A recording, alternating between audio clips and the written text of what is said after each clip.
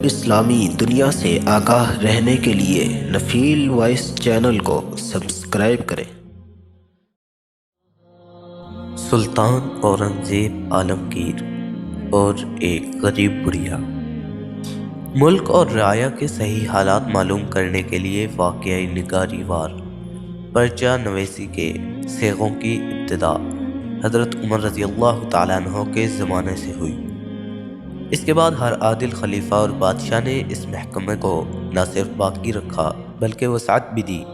اورنگزیب عالمگیر کے زمانے میں بھی یہ محکمہ معتبر و محتاط حکام کے سپرد تھا، جس کی وجہ سے برصغیر ہندوستان کے کونے کونے کی خبر عالمگیر کو پہنچتی رہتی تھی اور معمولی سے معمولی واقعے کا بھی اسے علم رہتا تھا۔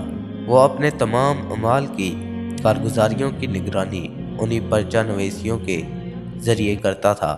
اس نے شاہی جاہ و جلال، شان و شوکت اور ناز و نعم کی بجائے اپنی زندگی رعایا کی خدمت اور راحت رسانی کے لیے وقف کر رکھی تھی۔ 1085 میں عالمگیر حسن بدال کے سفر پر روانہ ہوا۔ راستے میں اسے ایک باغ میں قیام کرنا پڑا۔ اس باغ کی دیوار کے نیچے ایک بڑھیا کا رہائشی مکان اور ایک پن چکی تھی جو باغ کے پانی سے چلتی تھی۔ مغل اعظم کے قیام کے دوران میں سرکاری ملازمین نے باغ کا پانی روک لیا، جس کی وجہ سے چکی چلنی بند ہو گئی۔ اورنگزیب کے پرچہ نویس خفیہ پولیس نے فوراً اس واقعے کی اطلاع اورنگزیب کو پہنچائی۔ انہوں نے اسی وقت پانی کھلوا دیا۔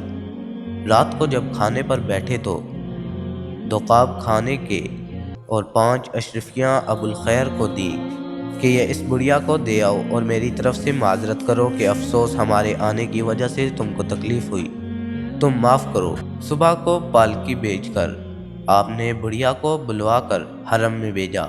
عالمگیر کو پتہ چلا کہ بڑھیا کی 2 بیاہی لڑکیاں اور 2 لڑکے ہیں، تو 200 روپے اور عنایت کیے۔ بیگمات نے بھی اسے ہیرو جواہر سے مالا مال کر دیا۔ 2-3 دن کے بعد آپ نے بڑھیا کو پھر بلوایا اور لڑکی کی شادی کے لیے 2000 روپے عنایت کیے۔ بیگمات و شہزادوں نے اس بڑھیا پر اشرفیوں کی بارش کی۔ اس طرح چند دنوں میں بڑھیا امیر بن گئی۔ اورنگزیب کے ملازموں کے ہاتھوں اس بڑھیا کو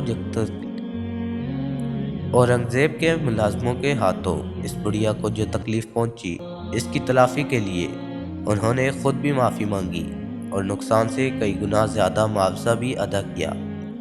لیکن اس دور کے باب اختیار سے ایسے حسن اخلاق کی توقع محض فریب نفس ہو گیا۔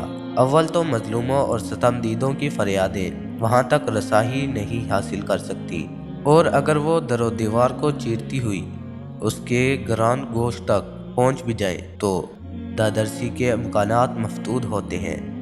چاہ جائے کہ معاوضہ میں انعام و کرام ملے۔